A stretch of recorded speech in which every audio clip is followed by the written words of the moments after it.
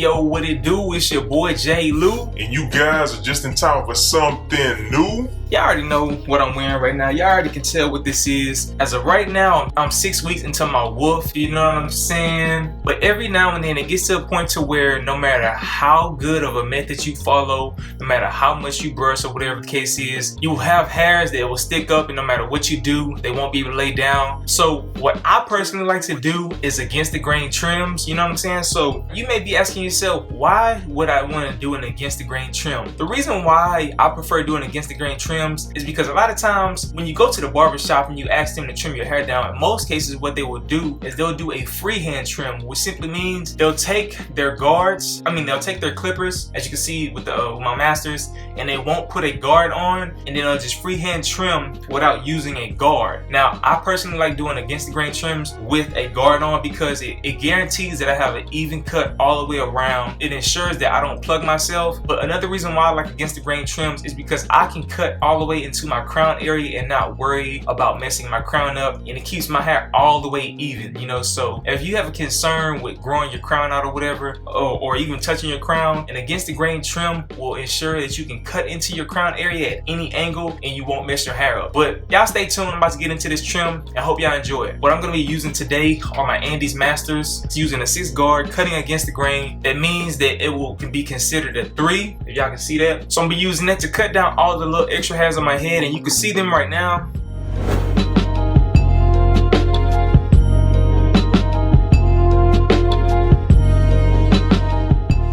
So yeah, your hair will get to a certain point to where you will have like these little split ends that just won't lay down no matter what. And against the grain trim is very great just to knock those out the way. I personally prefer not putting products in my hair for at least 2 days before I cut. And then also, I've been combing my hair out a lot. So that's the first thing I'm gonna do. Anytime I trim or cut my hair, I always use a wide tooth comb just to comb it out, just to detangle it. As well as, since I'm cutting against the grain today, I may comb it against the grain. But let me show y'all what I'm working with. This is a 6-week wolf right now.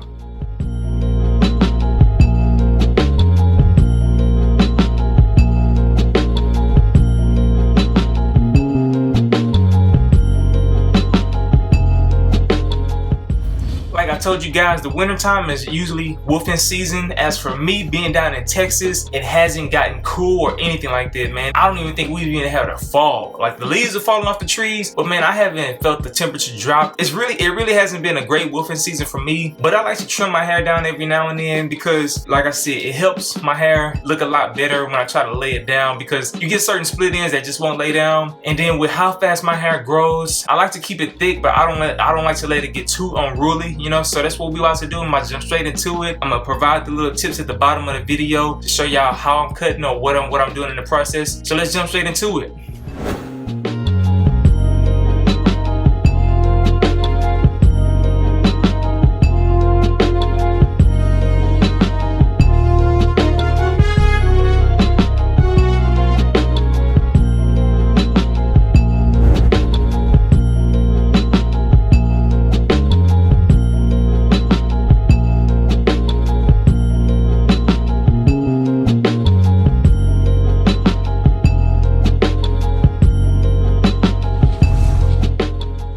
One thing I want to say right here is this is the reason why I love waving, you know what I'm saying? Waving has taught me how to be able to train my hair at almost any length, you know, and now that I've been into this pattern for 6 months now, my hair's been a lot better trained, so I can go at a longer time when it comes to wolfing, you know. So in the past, if I would have had my hair this long, I would have been had to have a cut, you know. But waving, it teaches you how to lay your hair down, and it teaches you how to make your hair look presentable. And the trim is gonna make the waves pop a little bit more, but it allows me to keep my wolf going, you know what I'm saying? So I'm not gonna trim my hair down. What I'm gonna just try to do is barely trim just the split ends and things like that, you know. Once you're done trimming, then what you can do is just comb your hair back down in the flow of your pattern with the grain, and then take a look at your waves to see how they look.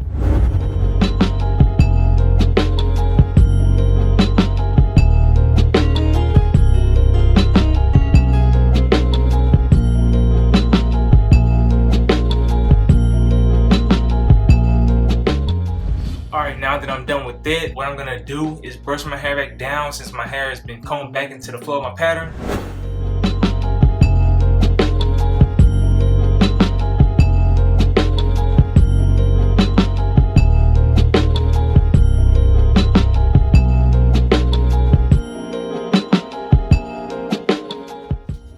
Alright, now once you're done with that, either you can use your hands or you can take a plastic bag and then just wipe your hair down in the flow of your pattern.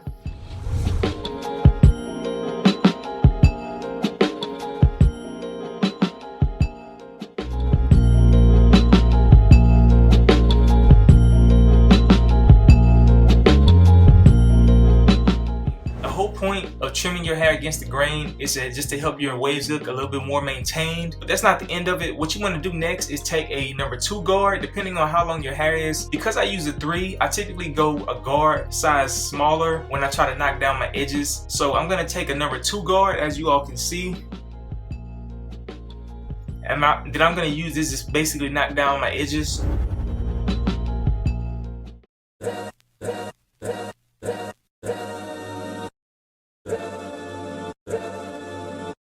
Erik, Giovani.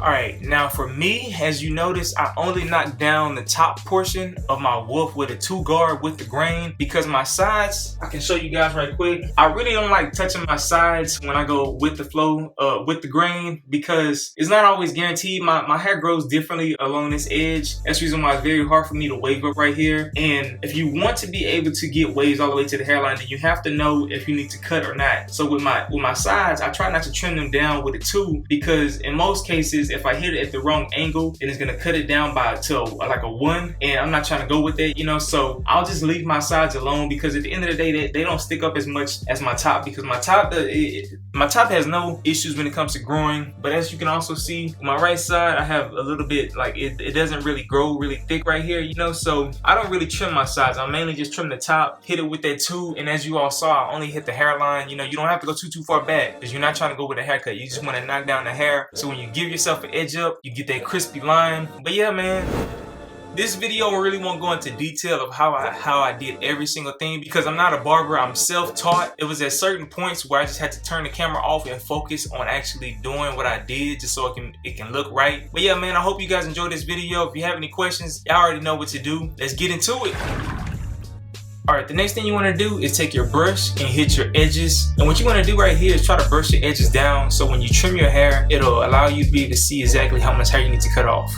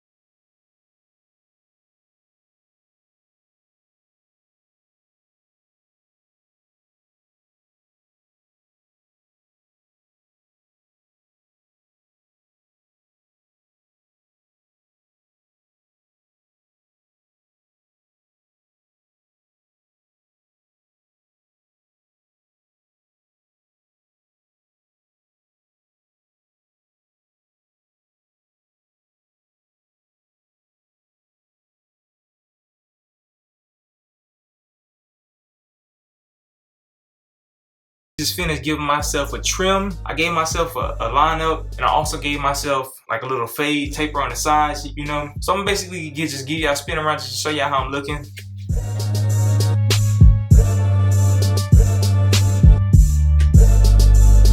Tapered up the back a little bit.